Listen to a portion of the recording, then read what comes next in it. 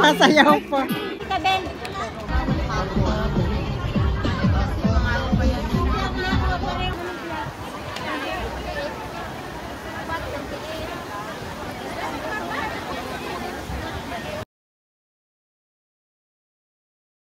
Guys, bago ako mag-DO,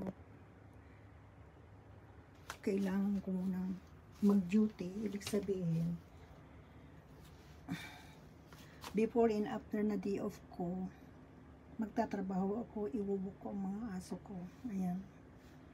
Kaya may mga ganitong mga yan na sapin dyan sa sahig. Kasi yung aso ko ito, sobrang tanda na siya. Kung sa tao, 85 years old na daw siya, kaya kahit saan umiihi siya. Kaya nilalagyan ko ng ganito, yan ang mga sapin na yan, para pag umihi dyan na lang siya iihi. Kasi carpet kasi ito na bahay, ang carpet kasi ito, kapag umihi sa carpet, lalabhan ko ang carpet, napakabigat. Tapos, ang tagal pa matuyo. Kaya yan, ginagastusan talaga siya ng amo ko. Kasi, nagreklamo kasi ako kapag hindi sila gumawa ng paraan na hindi ako masyadong mahirapan sa alaga kong asong ito, dahil may sakit na nga siya, dahil sa katandaan na raw niya. Yun, iiwanan ko sila, uuwi na ako kako. Tapos nakiusap naman sila na wag ko raw silang iiwan. Tutulungan naman daw nila ako. Kaya yan, ginagastusan talaga nila yung na yan, pangsapin sa carpet na yan. Ayan. Pero kahit naman before and after na day off ko, nagtatrabaho pa rin ako, nag-duty pa rin ako. Okay lang sa akin kasi may pampalubag-loob naman sila sa akin. Mabait naman sila. Tsaka kung ano-ano ang binibigay nila sa akin ng mga bagay-bagay na mapapakinabangan pa, na pwede kong pinapagets ko papuntang Pilipinas para sa mga kapitbahay. Kung ayaw ng pamilya ko, pamimigay sa mga kapitbahay, ganun. Mapapakinabangan naman. Ayan. Tingnan mo yan. Kaya napakahirap. Ayan pa yung isang aso ko. Ayan po, yan.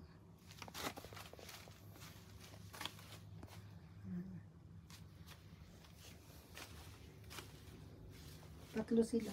Pero, kunti pa nga lang kung alaga kong ito. Yung iba nga, mga 8, 10, ganun na alaga ng aso. Pero, hindi ko kaya na mag-alaga ng ganun kadami. Ayan. Pero nung dumating ako sa kanila, malakas na malakas pa naman siya. German Shepherd siyang aso. German Shepherd daw yan. Tapos, ito naman, Chinese dog daw yan. Ganyan daw ang Chinese dog. Tapos, Labrador daw yan. Ayan. Hello mga ka-OFW, day off po ngayon, October 12, 2025. Late na akong lumabas kasi dito sa Hong Kong, dapat pag day off ng mga katulad namin na helper, hindi ka na magtatrabaho before and after. Pero ako, nagtatrabaho pa ako talaga. Kailangan kong i-walk ang aso ko. Kaya late na akong nakakalabas, 9:30, 10 o'clock, ganon sa umaga. Ilang oras lang ang tinatagal ko sa labas kasi nga late akong lumalabas, tapos maaga akong umuwi. Pero okay lang yon kasi mabait naman ang mga amo ko, binibigyan naman ako ng kung ano-ano na mga bagay-bagay na pwede pang pakinabangan sa Pilipinas. Kaya ang ginagawa ko, iniipon ko yon, tapos ipapapackage ko para kung ayaw ng pamilya ko, pwedeng ipamigay sa mga kapitbahay. Magaganda pa naman ang mga binibigay nila. Tsaka, hindi sila kuripot pagdating sa pera.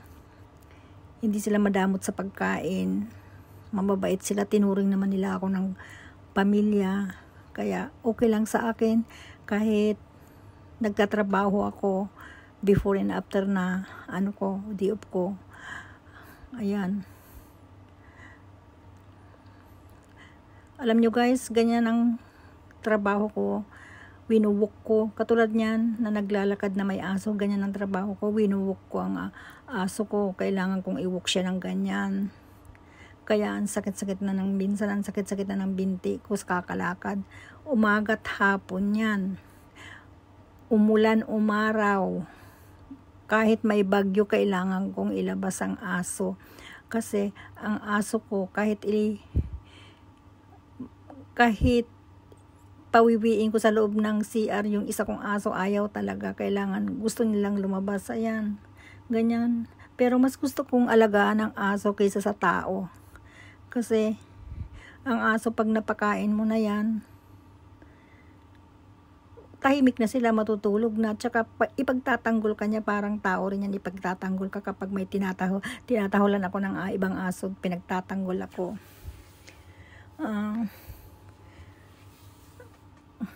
Ang tagal-tagal ko guys na hindi naka-upload ng long video kasi ang hirap pagsabayin ang ang pagiging OFW tsaka vlogger. Kaya lagi ko na lang hindi ina-upload is mga short video. Kasi napakahirap, mag-i-edit ka pa, tapos buong maghapon pagod ka, tapos sa gabi mag-i-edit ka pa, kaya wala na akong time mag-edit kasi kaya dahil antok na ako. Tapos pag di-off naman, gusto kong magpahinga, mag-upo-upo lang sa boarding house namin. Yun, wala na talaga akong time, kaya napakahirap maging isang vlogger at OFW. Ang hirap pagsabayin, kaya puro short video na lang ang ina-upload ko kasi ayaw kong mawala ang channel ko. Kasi pinaghirapan ko talaga